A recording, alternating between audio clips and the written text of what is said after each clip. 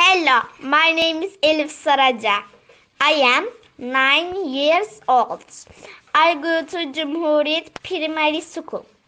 I like to listen to music. Hello, my name is Berat. I am 9 years old. I go to Cumhuriyet Primary School. I like to football.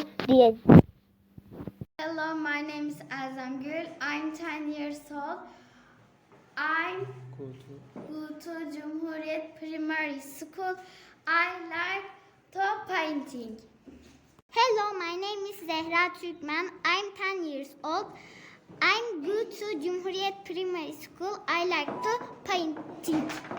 Hello, my name is Adil. I am 9 years old. I am the go to Cumhuriyet Primary School. I am like the football.